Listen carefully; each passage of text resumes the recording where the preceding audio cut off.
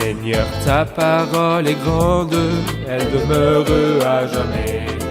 Ta parole est infaillible, rien ne peut la supprimer. Bienvenue chers téléspectateurs, bienvenue à tous ceux qui nous regardent de partout dans le monde à un nouvel épisode de notre programme d'études quotidien Toute la Bible.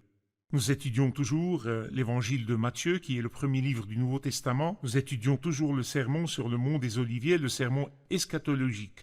Aujourd'hui, par la grâce de Dieu, nous commencerons l'étude du chapitre 24, en commençant au verset 45, et ensuite le chapitre 25. Amenez vos Bibles et suivez notre étude. Si vous avez des questions que vous vouliez poser, envoyez-les nous et par la grâce de Dieu, nous essayerons d'y répondre. Laissez-moi au début de l'épisode accueillir mon invité, le frère Youssef Riyad. Bienvenue, frère Youssef. Frère Riyad. Nous accueillons aussi nos invités, soyez les bienvenus. Frère Youssef, avant de parler des parties de notre étude d'aujourd'hui, rappelez-nous ce que comprend le sermon sur le mont des Oliviers, comment avons-nous terminé et que commencerons-nous à étudier? Eh bien, nous avons appris que ce sermon parle de l'avènement du Seigneur à 3 catégories de gens.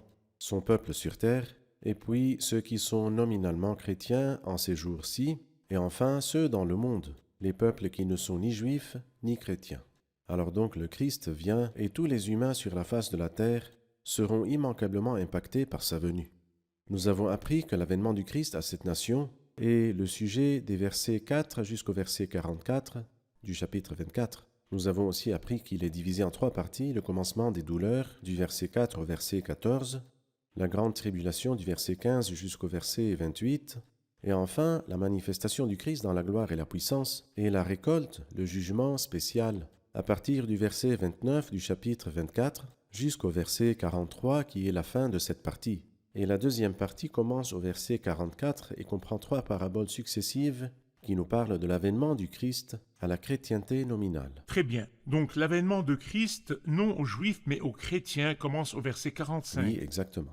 Et bien sûr, l'avènement de Christ à la chrétienté, mais l'Église sera enlevée quand Christ viendra. Oui, et cela à la dernière semaine, avant les événements de Matthieu 24. Exactement. Cela m'amène à vous demander au début de faire la différence pour nous entre l'avènement de Jésus pour prendre les croyants et son avènement pour juger ce monde, ce que nous appelons l'apparition, car beaucoup de gens mélangent entre les deux et pensent que ces deux événements ne sont qu'une seule venue. Donc, s'il vous plaît, expliquez-nous ce point. Sur l'écran, nous verrons un tableau qui montrera ce que vous dites étape par Amen. étape. Eh bien, au début, laissez-moi dire que dans la lettre à Tite, chapitre 2, verset 13, il dit « En attendant » et mentionne 2 choses, notre bienheureuse espérance et la manifestation de la gloire de notre Dieu. Ce n'est pas une seule chose, mais nous attendons notre bienheureuse espérance, et c'est l'enlèvement et la manifestation de la gloire de notre grand Dieu. Et c'est donc la manifestation. Ce tableau sur l'écran explique cela maintenant. Quelles sont les différences entre les deux? La première différence est très importante.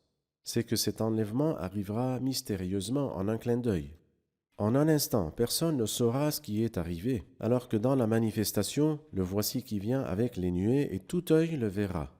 Et en fait, je voudrais ajouter que l'enlèvement est un mystère. Comme il est écrit, voici je vous dis un mystère, tandis que la manifestation du Christ est mentionnée dans les révélations de l'Ancien Testament. Le deuxième point est que le Christ viendra pour ses saints. Il dit « Je reviendrai et je vous prendrai avec moi ». Alors que dans la manifestation, le Seigneur viendra avec ses saintes troupes. Et cela est dans Jude, verset 14.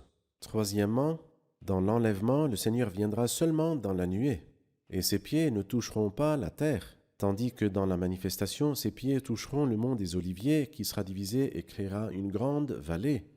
Le quatrième point est que ceux qui seront pris dans l'enlèvement seront bénis puisqu'ils vont au ciel. D'un autre côté, ceux qui seront pris dans la manifestation seront jugés exactement de la même façon que quand le déluge est venu et a terminé la vie de tous les méchants.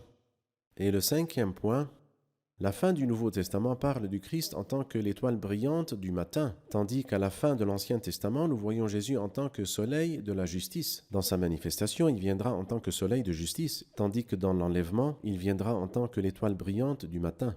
Et ensuite, le dernier point se rapporte à ce qui suivra à chaque incident. Après l'enlèvement, des jours difficiles suivront. 7 jours suivront. Nous les appelons la grande tribulation. Il n'y a jamais rien eu de semblable dans toute l'histoire de l'humanité. Tandis que, après la manifestation, l'humanité fera l'expérience de ses meilleurs jours sans précédent. Et c'est l'heureux règne millénaire du Christ. Très bien. Vous avez dit que dans la deuxième partie du sermon qui parle de l'avènement de Christ et la chrétienté nominale, le cercle du royaume des cieux En commençant au verset 45 du chapitre 24, cette partie comprend 3 paraboles. La première est dans le chapitre 24, ensuite la parabole des vierges est dans le chapitre 25, après cela nous avons la parabole des talents dans le chapitre 25. Je vous lirai la première parabole, ensuite je voudrais votre Allez-y. commentaire. La première parabole est dans le chapitre 24 en commençant au verset 45. Quel est donc le serviteur fidèle et prudent que son maître a établi responsable des gens de sa maison pour leur donner la nourriture en temps voulu? Heureux le serviteur que son maître, à son arrivée, trouvera occupé à son travail. Je vous le dis en vérité, il l'établira responsable de tous ses biens. Mais si c'est un mauvais serviteur qui se dit en lui-même « Mon maître tarde à venir », s'il se met à battre ses compagnons, s'il mange et boit avec les ivrognes, le maître de ce serviteur viendra le jour où il ne s'y attend pas et à l'heure qu'il ne connaît pas. Il le punira sévèrement et lui fera partager le sort des hypocrites. C'est là qu'il y aura des pleurs et des grincements de dents. Qu'est-ce que la parabole du serviteur fidèle nous dit concernant la catégorie de ceux qui acceptent la foi chrétienne? Eh bien, comme vous l'avez déjà dit, il y a 3 paraboles. Mais la première parabole nous parle du service du serviteur à l'intérieur de la maison. Et cela nous rappelle le dernier commandement que le Christ a donné à Pierre. « Simon, fils de Jonas, m'aimes-tu? Oui, Seigneur, prends soin de mes brebis, c'est-à-dire nourris mes brebis. » Et ici, il dit, son maître l'a établi responsable des gens de sa maison pour leur donner la nourriture en temps voulu, qu'il leur donne à manger en temps voulu, pas pour régner sur eux, mais leur donner à manger. Le peuple de Dieu a besoin de nourriture et d'un serviteur fidèle qui la leur donnerait. Heureux le serviteur que son maître à son arrivée trouvera occupé à son travail. Il l'établira responsable de tous ses biens. Mais malheureusement, il y a une image opposée. Mais si c'est un mauvais serviteur qui se dit en lui-même « Mon maître, non, ne viendra pas du tout, mais mon maître tarde à venir. » En fait, je n'ai jamais vu de chrétien dire que le Christ ne reviendra pas. Mais par contre, malheureusement, j'ai entendu plusieurs dire que c'est beaucoup trop tôt. Ça, c'est le serviteur méchant d'après le sermon du Christ ici, qui dit « Mon maître tarde à venir ». Et donc, c'est là le signe du serviteur méchant. Mais nous-mêmes, il faut que nous soyons comme ceux qui attendent leur maître. Le cri que nous devons avoir dans le cœur, c'est « Maranatha, ô Seigneur, viens ». Et c'est ce qui distingue le serviteur fidèle. Donc, tant que la parabole parle de servir dans la maison, celui qui sert doit être un serviteur fidèle. Oui. Et il doit réaliser qu'il n'y a qu'un seul maître et qu'il n'est qu'un simple serviteur, tout comme ses frères. Et le Seigneur l'a choisi pour qu'il nourrisse ses frères, pas pour qu'il règne sur eux. La seule chose qu'il puisse leur offrir est la nourriture et rien de plus. Le peuple de Dieu a besoin de se nourrir. Il ne se donne pas cette position et n'est pas choisi par les hommes, mais son maître le choisit dans sa maison. Ce concept est très important et malheureusement il a été oublié par les chrétiens d'aujourd'hui. Merci, nous ferons une pause puis reviendrons pour une question.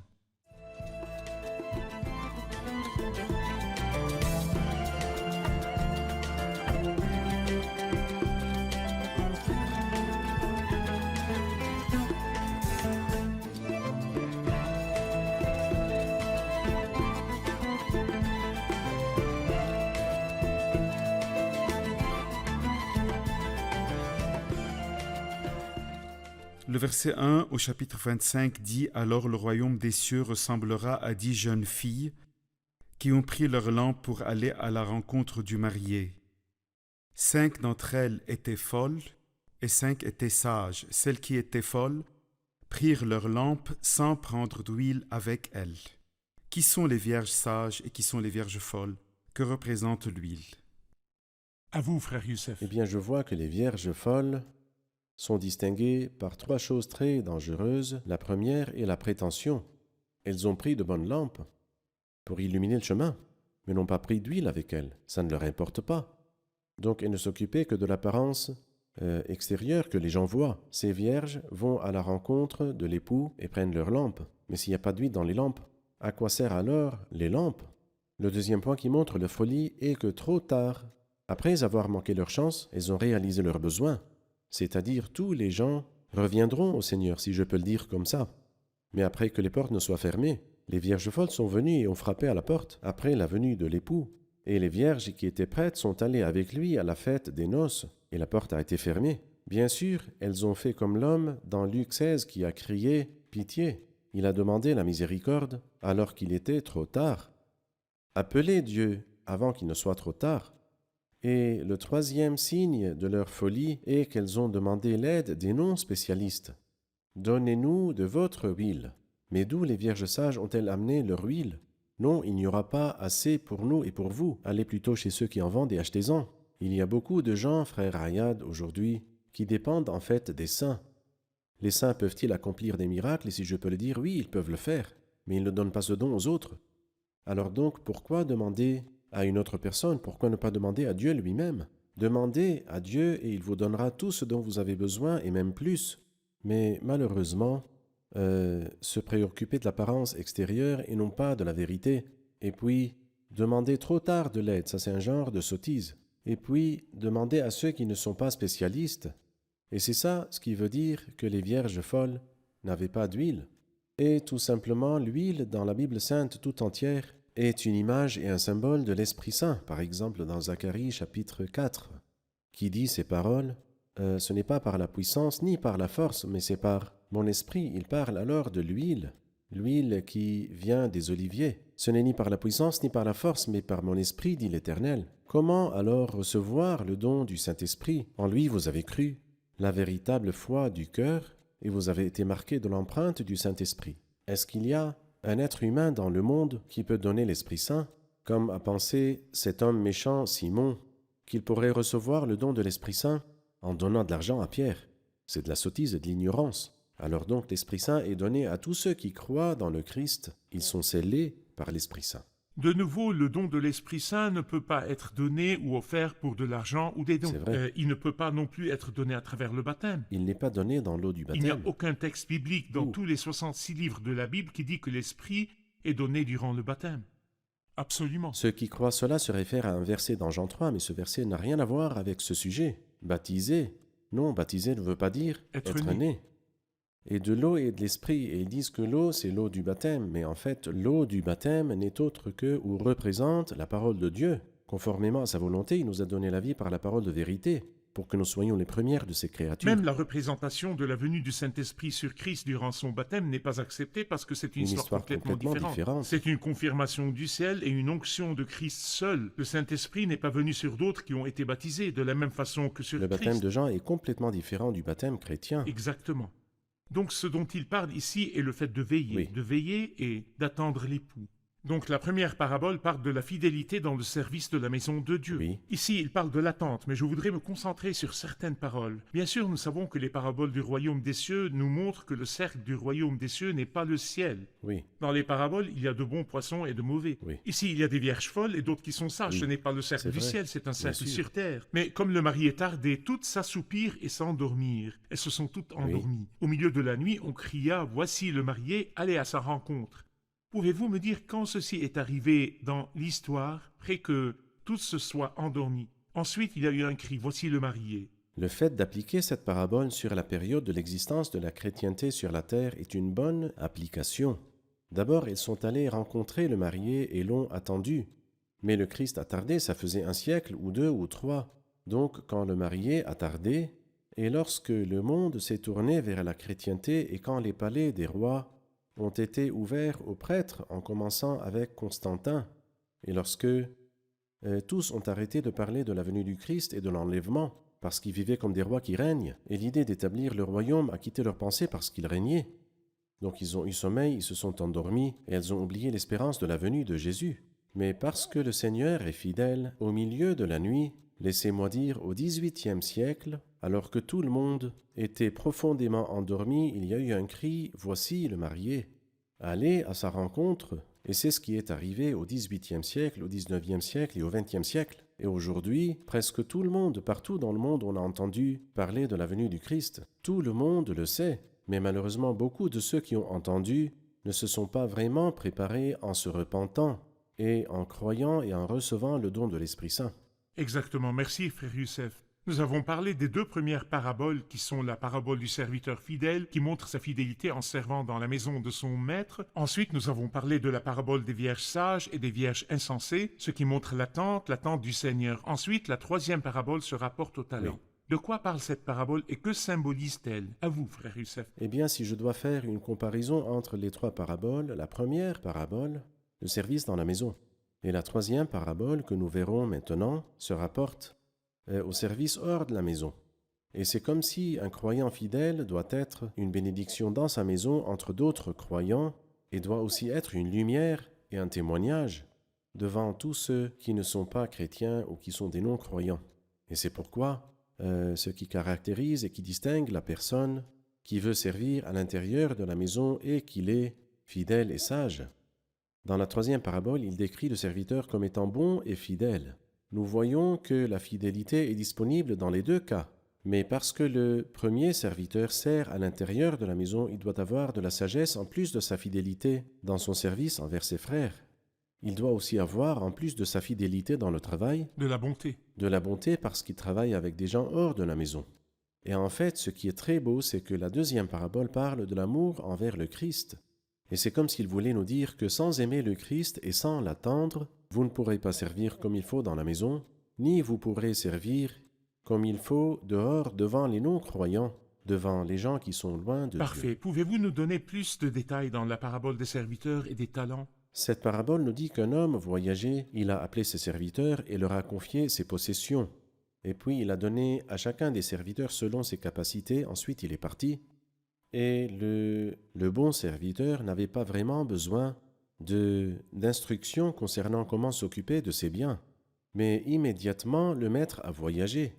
Ou certains disent le maître a voyagé, et immédiatement, le serviteur fidèle est sorti travailler avec l'argent. Cela nous rappelle l'apôtre Paul qui a cru en Christ à un moment et a commencé à dire avec courage que Jésus est le Christ. Il n'a pas perdu de Il n'a temps. pas perdu de temps.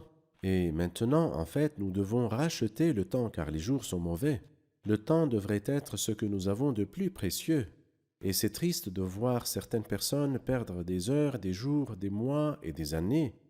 Et ils ne savent pas que le temps est ce qu'ils ont de plus précieux. Et combien valent ces quelques secondes dans lesquelles vous venez au Christ dans la foi et dans la repentance?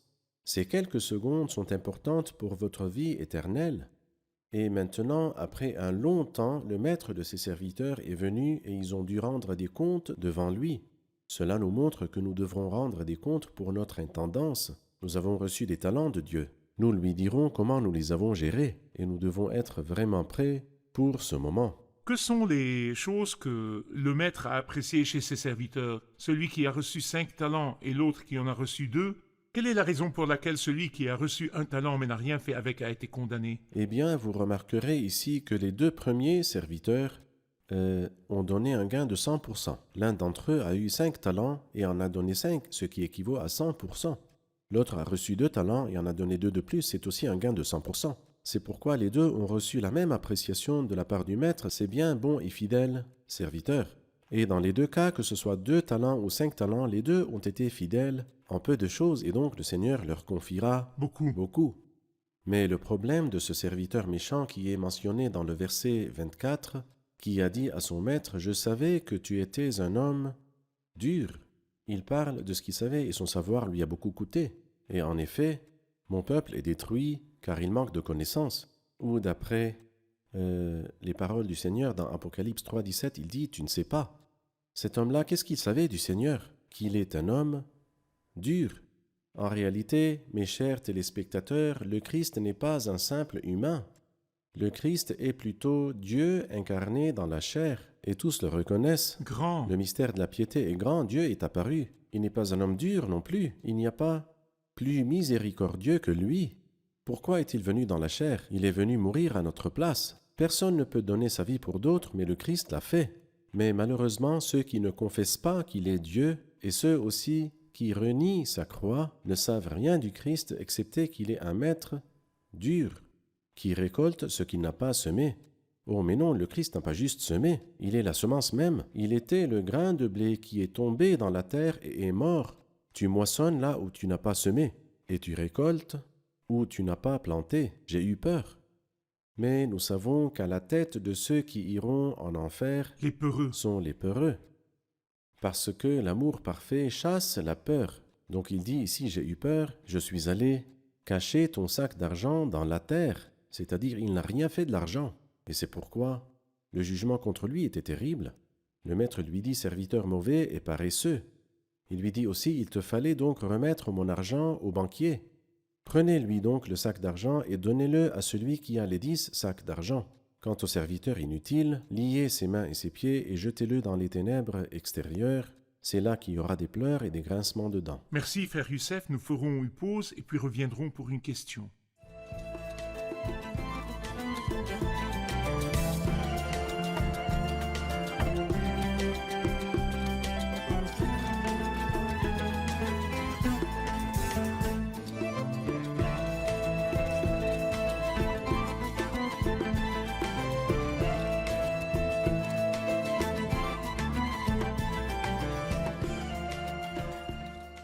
Le verset 31 dit « Lorsque le Fils de l'homme viendra dans sa gloire avec tous les saints anges, il s'assiera sur son trône de gloire. » Nous savons que le Seigneur, après avoir accompli la purification de nos péchés, il s'est assis à la droite de la majesté divine. Donc quand s'assoira-t-il sur son trône glorieux? Eh bien, nous remarquons que le Christ est vraiment assis à la droite du trône de gloire et c'est la plus haute position de l'univers. Pourtant, jusqu'à maintenant, il ne siège toujours pas sur son trône de gloire sur la terre.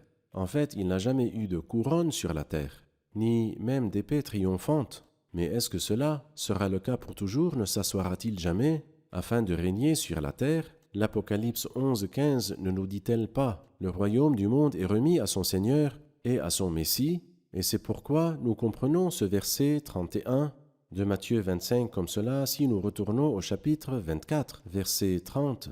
Il nous dit alors « Le signe du Fils de l'homme apparaîtra dans le ciel. » Et c'est comme s'il voulait nous dire ce que fera le Fils de l'homme après l'apparition de son signe dans le ciel. Il s'assoira. Où s'assoira-t-il? Sur le trône de sa gloire, sur la terre. Ceci est mentionné d'une façon encore plus détaillée dans le livre de Daniel, chapitre 7, lorsqu'il nous dit, par exemple, dans le verset 9, il dit « L'Ancien des jours s'est assis », il parle du Christ. Et dans le verset 10, « Les juges se sont assis et des livres ont été ouverts. » Alors donc, le Christ, qui est l'Ancien des jours, s'assoira en tant que juge. Et c'est ce dont nous lirons, il jugera tous les peuples de la terre, les vivants et les morts. Ici, nous ne parlons pas de la résurrection des morts, parce que le Christ jugera les vivants et les morts. Ici, c'est le jugement des vivants, alors que dans l'Apocalypse 20, verset 11, nous lisons à propos du jugement des morts. Le jugement des morts méchants après C'est vrai. le royaume millénaire. Très bien. Les peuples qui viendront devant le roi qui est assis sur le trône de sa gloire seront divisés en 3 groupes, les brebis, les plus petits des frères et les chèvres. Il séparera les gens l'un de l'autre comme un berger sépare les brebis des chèvres. Qui sont les brebis, qui sont les plus petits des frères et qui sont les chèvres? Les brebis sont ceux qui ont accepté l'annonciation du royaume, et non seulement une acceptation mentale, mais une acceptation qui est prouvée vraie à travers le fait de recevoir et d'accepter ces plus petits des frères qui étaient en train d'annoncer le royaume de Dieu malgré l'immense difficulté des jours. La difficulté des jours veut dire que même s'ils sont arrêtés pour avoir accueilli ceux qui se rebellent contre la bête et le faux prophète, ils auraient été certainement tués.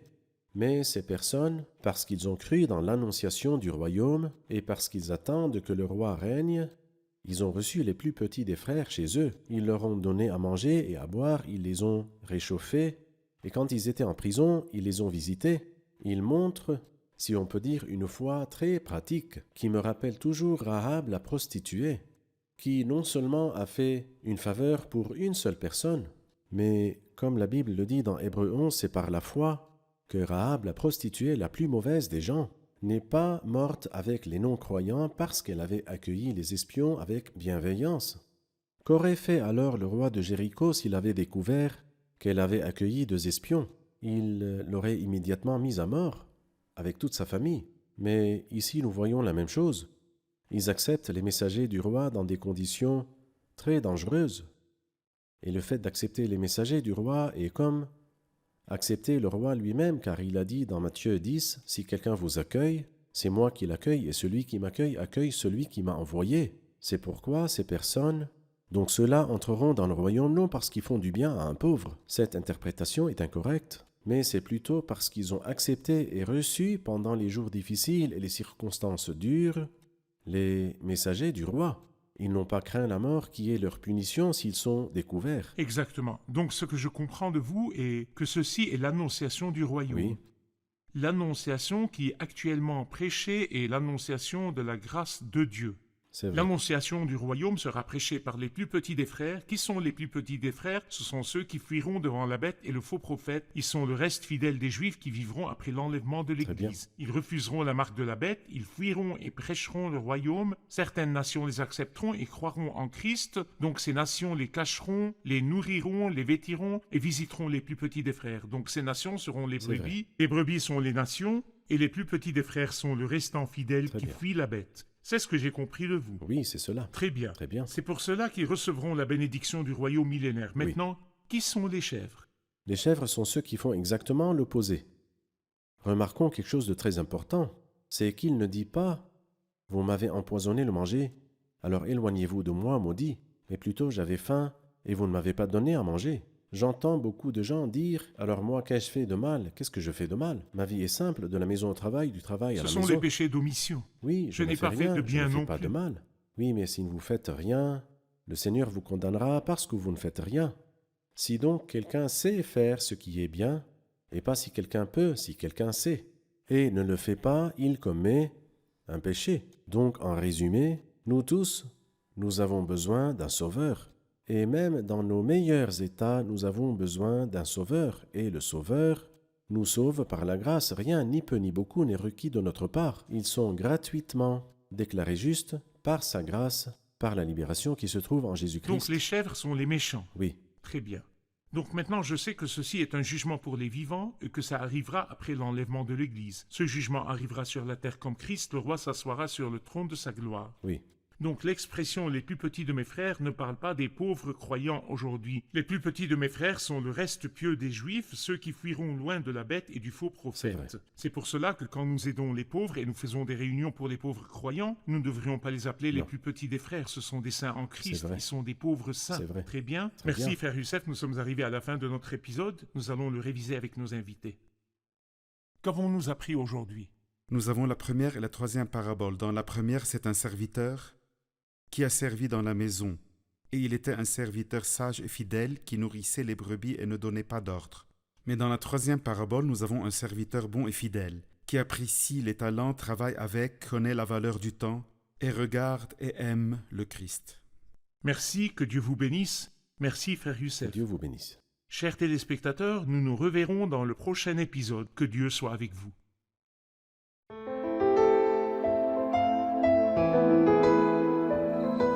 Seigneur, ta parole est grande, elle demeure à jamais. Ta parole est infaillible, rien ne peut la supprimer.